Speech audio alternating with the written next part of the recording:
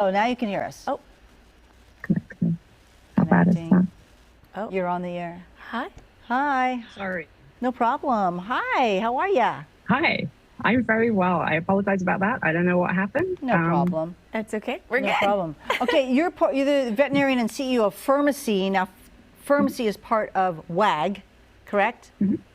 Yeah, that's absolutely right. Yeah. So Pharmacy is a pet pharmacy. We're your local pet pharmacy here in Sacramento.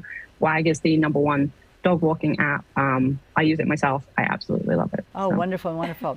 All right, trick-or-treating, a lot of people are going to be decorating and also putting costumes on their pets. What are some reminders before we go out and take our dogs out?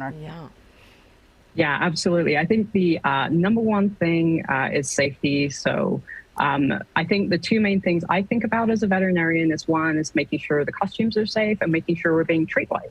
So when it comes to your pet's costume, you really want to make sure it's relatively simple. They have a good range of movement. They're not nervous. Never leave them unsupervised while they're wearing a costume because it can get snagged on things and injure them.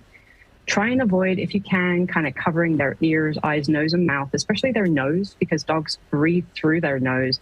And when they're really stressed, you'll see them panting. They'll do that when they're hot and painful and fearful as well. Okay. But when you're choosing your Halloween decor, you just want to make sure it's pet safe.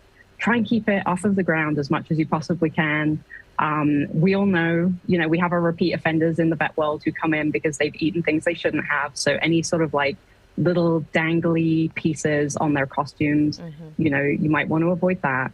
And also, nothing. Oh, I'm sorry. Oh, no, I was going to say, also, you want to remind the parents to tell the kids, don't feed chocolate to the dogs. Yes. Any of the pets. We like the treats, but for the dogs, not dangerous, right?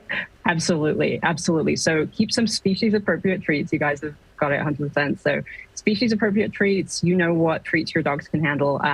Any chocolate, we see it so often in the vet world, chocolate toxicity at this time of year, they just can't metabolize theobromine in it. The other things as well that are less common that we see is xylitol poisoning, which is in more and more foods nowadays. So hard candies, dark chocolate, especially, and sugar-free alternatives, just make sure you read the label. Pretty much, those are like the biggest ones. Any kind of like dietary indiscretion, just eating things they shouldn't have. Those are really common. We see that this time of year. Got it. And then finally, you said take them out for a long, quiet walk before they settle down for the evening. Have them calm down. Absolutely. Yeah. Absolutely. Burn off that excess energy. We know our dogs better than anyone, and if they're super nervous, if they're really struggling to handle it, it might just be best to, leave them at home with a trusted family member this time around.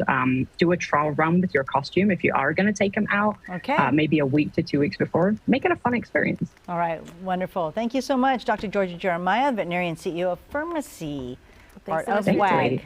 All right. Perfect. 10:52 here.